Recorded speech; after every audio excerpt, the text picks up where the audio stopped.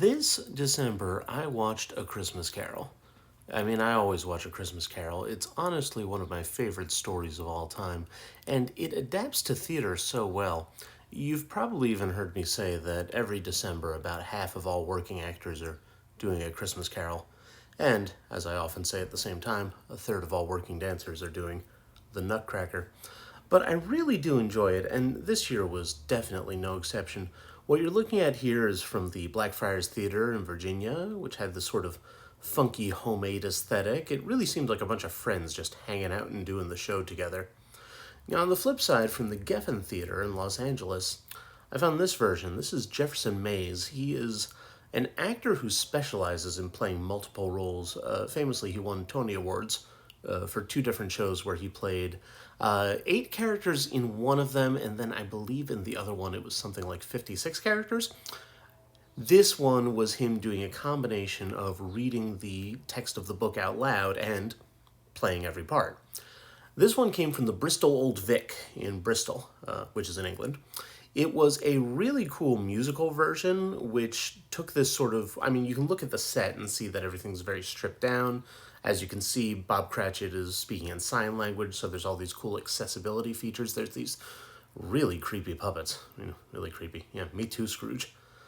From the other Old Vic in London, there was this production, which I thought was really cool. It was by Jack Thorne, who's one of my favorite playwrights. And it was actually broadcast live. Now, this was December, which, as you guys know, was very much at the height of the pandemic. So the actors were all socially distanced with careful choices of edits and camera angles showing in order to make them look like they were in the same scene. It's also really cool is that the ghosts were actual ghosts, and that was really neat.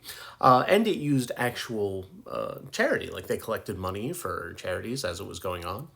This one's from a theater in Kentucky. It was heavily influenced by my favorite play, The Woman in Black, where every single character was played by just two actors, with one actor playing Scrooge and the other actor playing everybody else.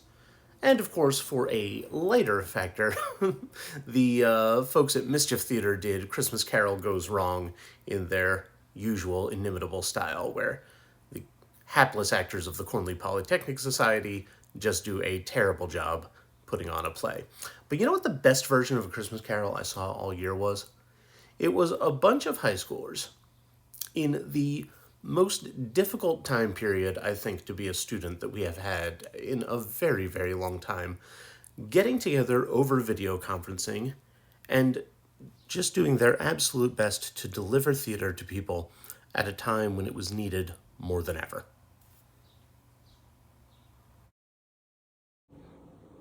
Hello there, students. It's Mr. Lynch, and yes, I have long hair now. And there's actually a reason for that. See, guys, the last time I was able to see a show on stage was February 17th, 2020. And at a certain point, I decided that I wasn't going to get a haircut until I was once again able to do my favorite thing, which is to see a play happening live and on stage in front of me. And that is why... Oh, you know what? That actually reminds me. Hold on, I'll be right back. 3 days later.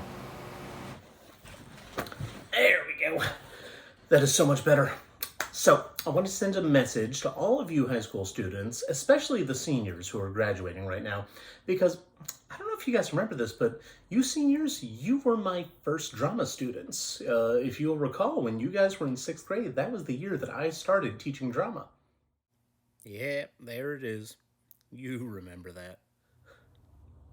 So, I don't have anything specific in mind to tell you right now, just to say how wonderful it was to see you guys not only doing A Christmas Carol, but also with the work I saw from you guys in the District Arts Festival, you know, the occasional emails that I got, in one memorable case, an edible arrangement that I got.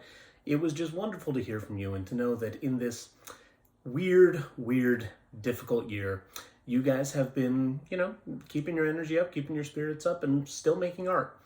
And, you know, those of you that are moving on, you know, I'm fully aware that you're not all going to keep doing theater, but for those of you that do, you know, stick with it. Keep creating, because this right here means that things are coming back. Things are getting back to normal. I may have had to sit outside to see a play. I may have had to sit on an uncomfortable folding chair. I may have had to wear a mask and stay distance. I may have had to go to Virginia but I saw a play, and I will see many, many more to come. So if you guys stay involved in theater, or even if you just feel like saying hi, go ahead and shoot me an email. You guys know my email address. There it is right there. And yeah, I was trying to think of something that I could do to, give you guys a little treat or something. I was thinking I could walk you through the many different types of glasses that I wear, or possibly answer the age-old question of whether I have more Shakespeare posters or Dungeons and Dragons maps hanging up on my walls.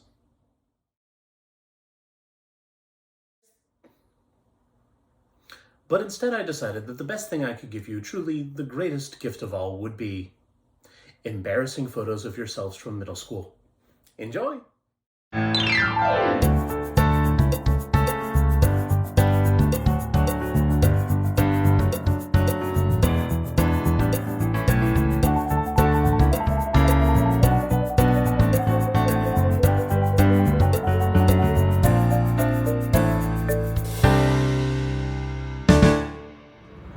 My apologies if I missed anyone, and my congratulations to those of you who joined in 7th or 8th grade and didn't have to go through with that.